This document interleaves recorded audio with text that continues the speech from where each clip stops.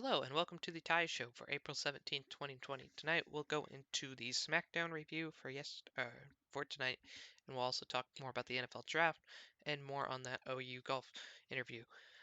Let's start with the Smackdown. Friday Night Smackdown. Main thing that they were advertising was the Miz Morrison, or I guess the Miz putting his tag team titles on the line against Big E and Jimmy Uso, or Jey Uso. Jey Uso. Um, but we'll start from the beginning. So came out. Alexa Bliss and Nikki Cross invited Braun Strowman to a moment of bliss. The Monster Among Men explained that his past was the past with Bray Wyatt, and he was looking towards the future.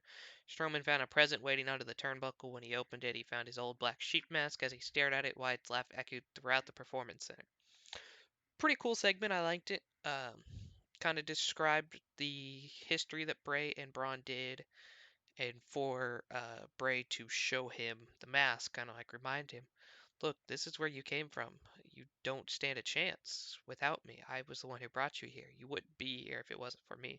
Don't forget that.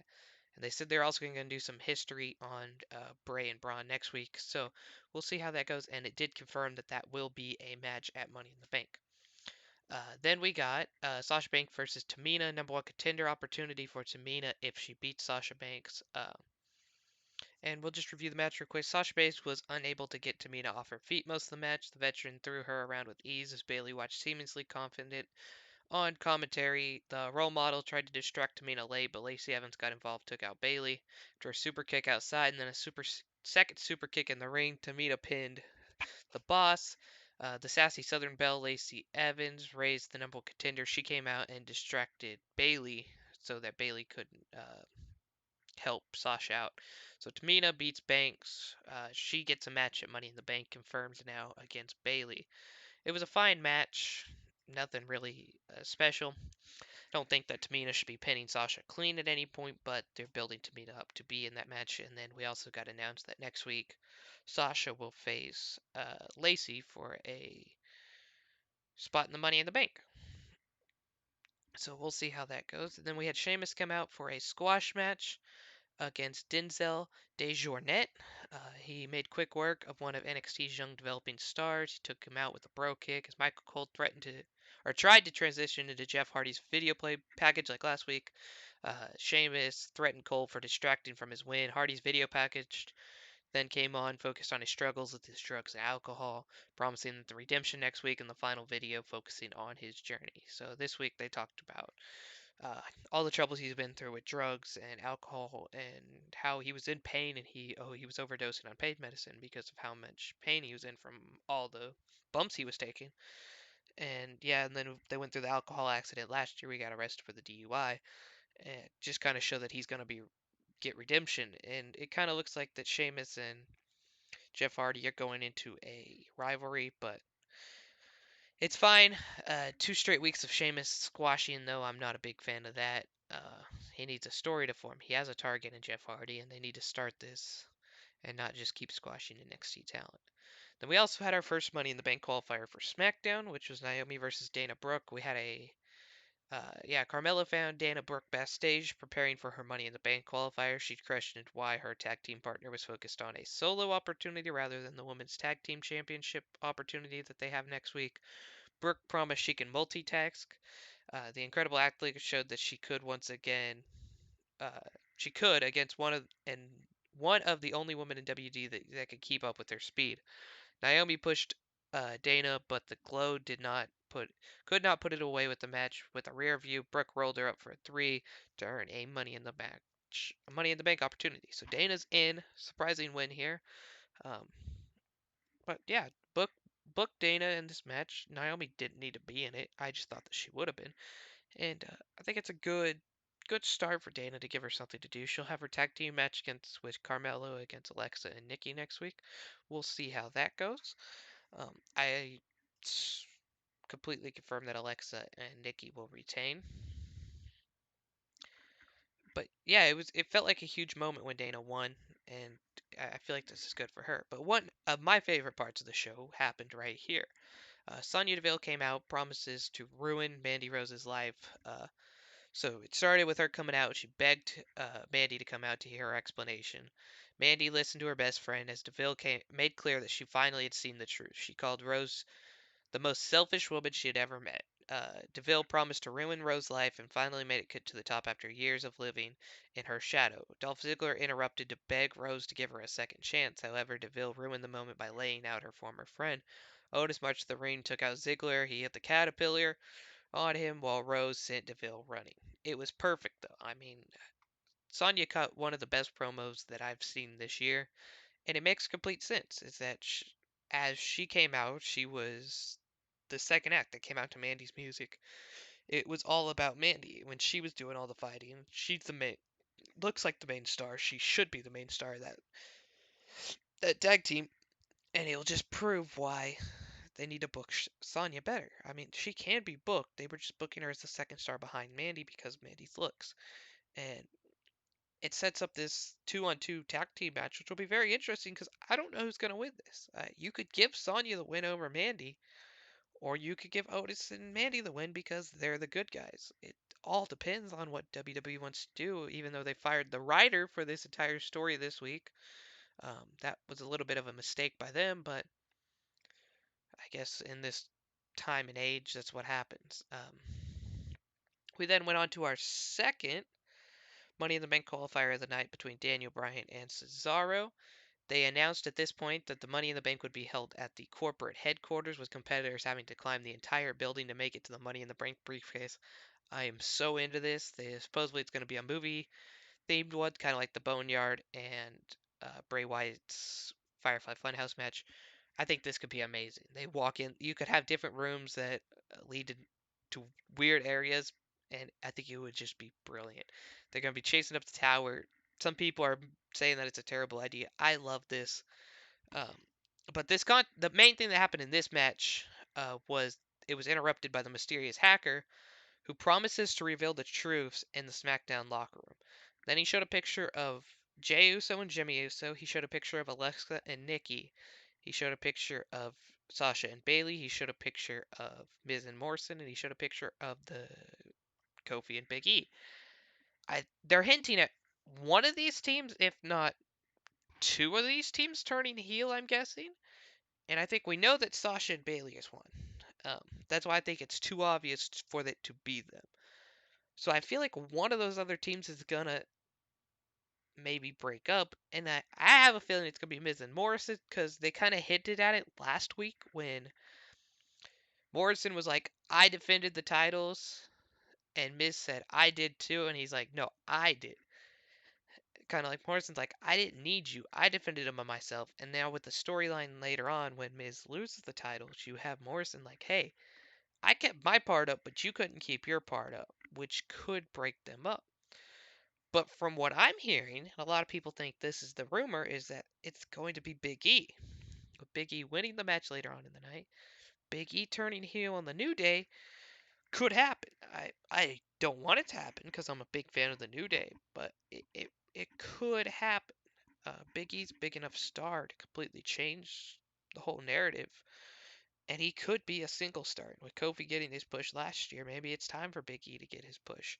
Um, but let's go back. We'll talk about that later. Let's go back into this match.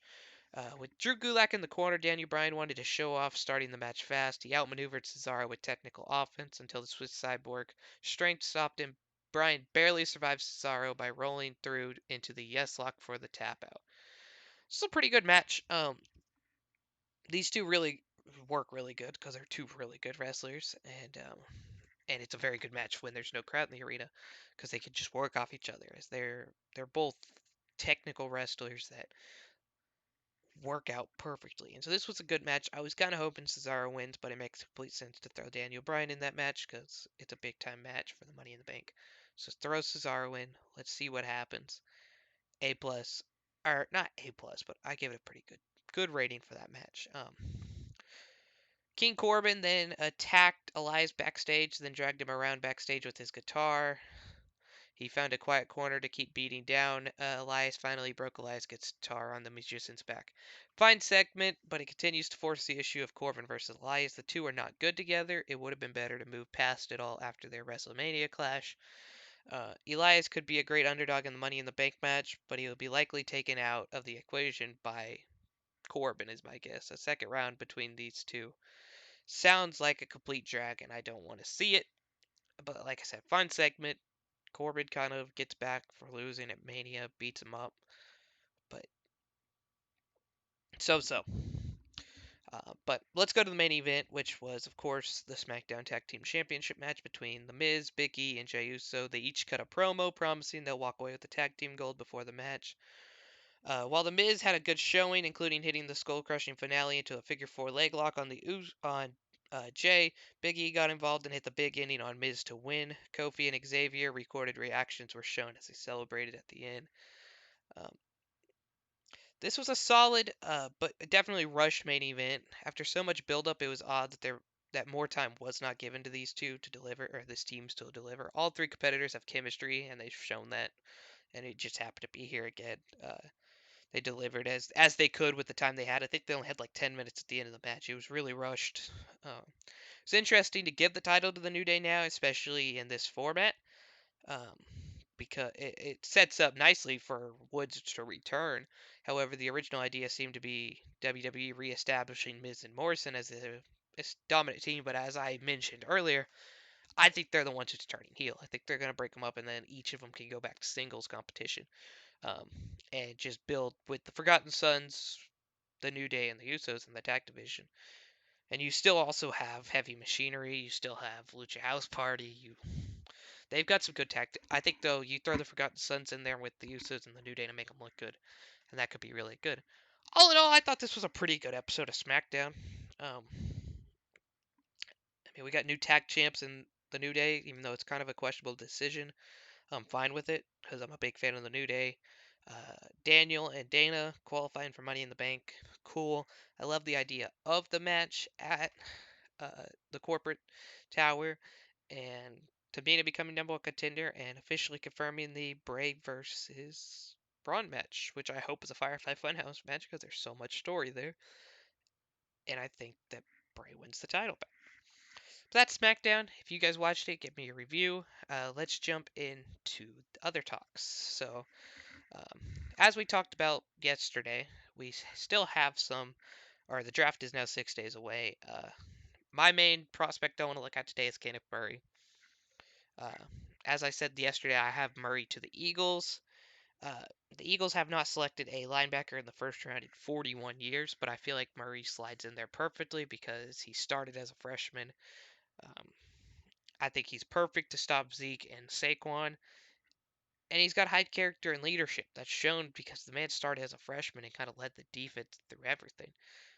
He started for 3 years, and he was the best player in this defense, and he turned out to be really, really good. You could tell how much of a jump he took from Mike Stoops to Alex Grinch, and it was incredible. I mean, this guy was looked at as a third or fourth round talent, and now he's looking at as top 20 pick, even though I have him at 21. He's a first rounder guaranteed, and I find it amazing what Kenneth Murray was able to do in his career. Um, I still have CD Lamb to the Jets at 11. I think he'll be a really good fit with Sam Darnold, and I think no matter what, they're taking a wide receiver. Um, I have Jalen going to the Bears again, as I talked of yesterday. I just don't trust Mitchell Trubisky and Nick Foles, and I feel like Jalen Hurts, even if he doesn't do good, he could turn into a Taysom Hill for him and kind of play any position. And then, of course, I have Neville Gallimore going to the Bengals at 65.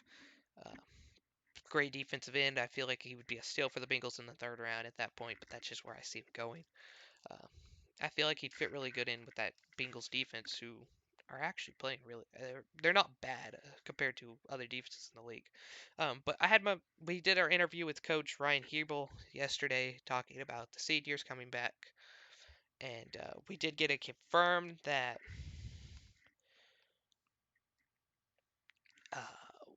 Let's see real quick, which one was coming back. Uh, Riley Casey has confirmed to come back at OU. Um, Still waiting on Garrett Rebrand and Thomas Johnson.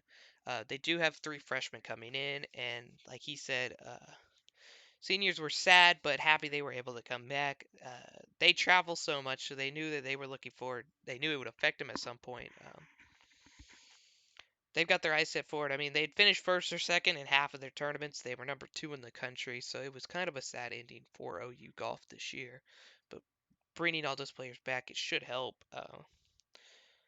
3 freshmen coming in, they know that it's all about competition to get their starting spot, uh, even with the seniors there.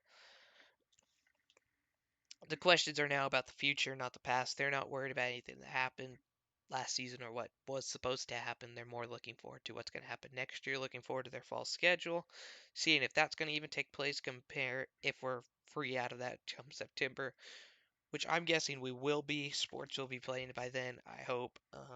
And then they have team meetings, and they said they really haven't talked about golf. It's more about keeping safe, keeping healthy, which we should all be worried about right now as the main course is keeping safe and keeping healthy at this time. Spend time with your family as much as you can.